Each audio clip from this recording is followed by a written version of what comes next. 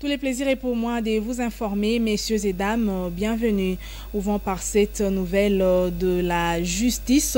Poursuite ce mercredi 13 août 2025 du procès Mutamba à la Cour de cassation. Le ministère public requiert 10 ans de travaux forcés contre l'ancien ministre de la Justice pour détournement. À cette condamnation s'ajoute l'interdiction d'accéder à toute fonction publique, l'interdiction de vote et l'inéligibilité à toute candidature. Dans l'entretemps, les avocats de la défense sollicitent l'acquittement de leurs clients. Les plus amples détails dans nos prochaines éditions. Ça y est, grâce Amy Coutinho a officiellement pris le bâton de commandement du ministère de la Jeunesse et Éveil patriotique. C'était au cours de la cérémonie de la remise et reprise organisée ce mercredi 13 août 2025 avec son prédécesseur Noéla Ayeganagato. La nouvelle patronne de la jeunesse a promis de travailler selon la vision du président de la République, Félix Antoine Tshisekedi Tshilombo. Noéla Ngoui. Ce n'est pas seulement une nouvelle figure, mais aussi un vent nouveau qui souffle désormais au sein de l'exécutif national du gouvernement Souminois II. Grace Amy Coutinho a effectivement fait son entrée au gouvernement ce mercredi 13 août après une cérémonie officielle de remise et reprise avec son prédécesseur Noéla Ayeganagato.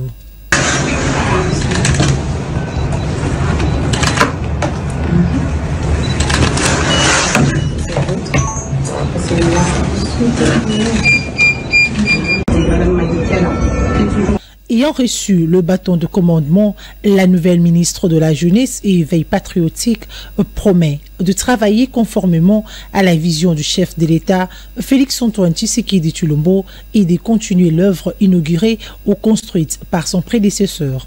En tout cas, je mesure la grandeur de cette responsabilité et je crois que je serai là pour continuer encore tout le travail que vous avez déjà abattu jusqu'ici.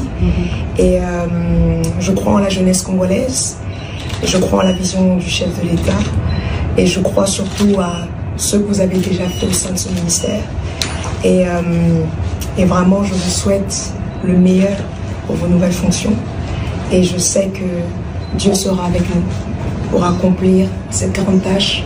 Détentrice d'une licence en sciences politiques de l'université Paris-Est Créteil et d'un baccalauréat en gestion et administration du lycée Robert Daouano à Paris, Grace Amy Coutinho et les profils qu'il faut pour porter haut la voix de la jeunesse congolaise.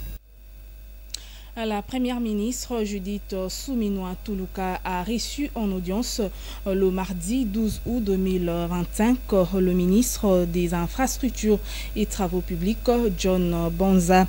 Les échanges ont porté sur les défis structuraux avec une insistance sur la modernisation des routes. Plus de détails avec Grévis Tekilazaya. Nommé ministre des Infrastructures et Travaux publics dans le gouvernement Souminois II, John Banza Lunda a échangé avec la première ministre sur les défis structuraux avec une insistance sur la modernisation de routes, ponts et réseaux de transport, identifiés comme levier prioritaire du programme gouvernemental. À sa sortie de l'audience, John Banza Lunda a souligné la dimension historique de sa mission tout en exprimant sa gratitude envers les plus hautes autorités. Eh bien, je suis venu d'abord remercier le président de la République à travers la première ministre, remercier aussi la première ministre, chef du gouvernement, et échanger sur les questions essentielles qui concernent les infrastructures de notre pays. Ici, c'est une grande responsabilité de redonner ou de donner des infrastructures dignes de la dimension de notre pays. Et j'ai reçu des orientations très claires de notre chef du gouvernement.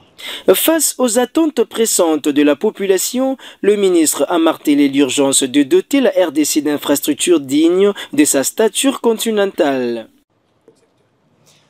Nous disons à la population de continuer à faire confiance au gouvernement de la République. J'ai reçu des orientations très claires et nous disons que la route du développement passe par le développement de la route. Donc, si nous voulons nous développer, nous devons développer la route et donc les infrastructures dans son ensemble.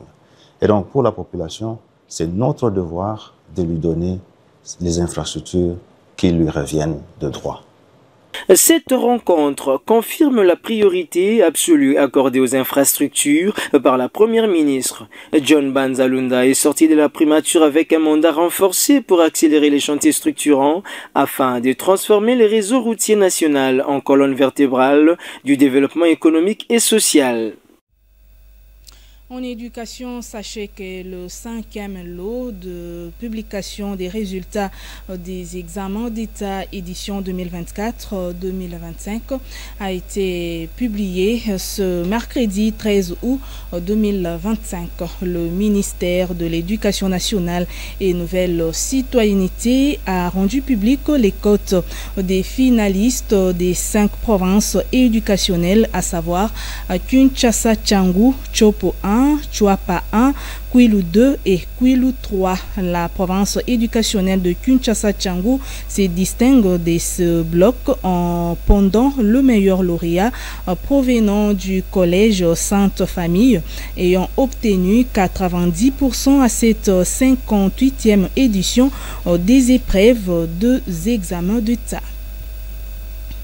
Et puis, dans le cadre de sa mission diplomatique en Amérique latine, le vice-premier ministre en charge de la défense nationale, Guy Kabongo Mwadianvita, a été reçu mardi 12 août 2025 à l'hôtel de la défense brésilienne par son homologue José Múcio Monteiro. Sur la table des discussions, les opportunités des collaborations militaires et technologiques entre la République démocratique du Congo et le Brésil. Israël Malangou pour le commentaire. Tournée gouvernementale en Amérique latine, sous l'impulsion de la première ministre Judith Suminwa, Maître Guy Kabongo Mwadianvita, chef de la délégation congolaise, est sur tous les fronts. Ce mardi 11 août 2025, il a été reçu par son homologue brésilien José Múcio Monteiro au ministère de la Défense nationale de la République fédérative du Brésil. Les deux personnalités ont eu un entretien bilatéral portant sur les opportunités de collaboration entre la RDC et le Brésil. Les anciens projets de coopération ont été passés en revue et matérialisés par la signature d'un mémorandum d'entente relatif au renforcement des capacités opérationnelles de phare RDC, acquisition des équipements, échange d'expériences et expertise en matière d'industrie militaire, ainsi que d'entraînement des combats des unités spéciales jungle. Bien avant cette rencontre, le VPM de la Défense nationale, Maître Guy Kabongo Mwadianvita et sa suite ont été invités à l'Agence nationale des télécommunications du Brésil, où les dernières innovations technologiques en matière de cybersécurité leur ont été présentées, ainsi que le projet d'expansion des infrastructures.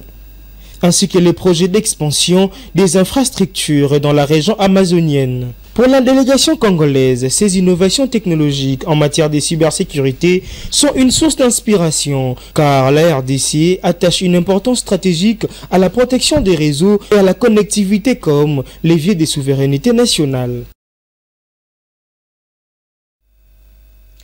Dans une déclaration politique rendue publique au terme d'un conclave tenu du 12 au 13 août à Bruxelles, le parti politique Ensemble pour la République de Moïse Katumbi s'engage pour la préservation de la souveraineté et de l'unité nationale.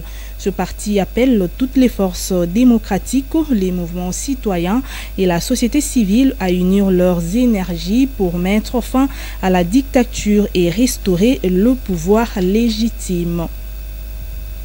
En sport, 3e journée du championnat d'Afrique des Nations dans les groupes A. Les Léopards A' de la République démocratique du Congo s'apprêtent à livrer une rencontre hyper décisive ce jeudi 14 août 2025 au stade Kasarani face au Palencas Negras de l'Angola à partir de 18h. En conférence de presse, Daouda Lupemba, entraîneur adjoint de la sélection, s'est montré confiant et déterminé à arracher un résultat positif. Suivez. C'est la rencontre de la survie, le duel crucial qui déterminera l'avenir de Léopard à prime de la RDC. Après 2 sorties à double visage, teintées d'une défaite face au Kenya et d'une victoire face à la Zambie lors de ce championnat d'Afrique de Nations, la bande d'Otis Ngoma devra se montrer bien plus gourmand pour broyer le Palencas Negras d'Angola. Pour allumer la mèche, Daouda Lupemba, assistant numéro 1 des Léopards à prime, s'est montré confiant et déterminé à aller chercher un résultat positif. Et par rapport à l'état d'esprit, je pense que à ce stade de la compétition, comme vous l'avez dit, le match de demain, c'est un match déterminant. Et de notre côté, nous pensons qu'en compétiteur, nous avons essayé de remobiliser des troupes parce que ce n'était pas facile de revenir dans la compétition après la première défaite, chose qui a été faite. Et aujourd'hui, nous pensons que nous sommes au point et nous pouvons dire que le match va se jouer dans des conditions normales. Pourquoi? Parce que nous avons des informations sur nos adversaires et nous-mêmes nous avons travaillé, sachant que à chaque match, une vérité. Et nous pensons que nous sommes prêts pour jouer ces matchs-là. Ça va être difficile, nous savons, mais pas impossible. Pour sa part, le sociétaire du tout-puissant Mazembe Anglebert, Oscar Kabouit, a exprimé sa sérénité quant à cette rencontre. Comme le coach l'a dit, nous sommes dans un esprit positif, puisque nous avons commencé ces tournois par une défaite, mais après, nous nous sommes rattrapés. Du coup, chaque match, on va aborder chaque match avec sérénité et un esprit positif pour espérer la qualif. 4e au classement du groupe A avec 3 points, la RDC fera face à son destin devant l'équipe nationale angolaise, relancée après son succès face à la Zambie. Le Congolais n'ont pas droit à l'erreur, une seule option sera validée pour espérer une qualification. Défaite interdite.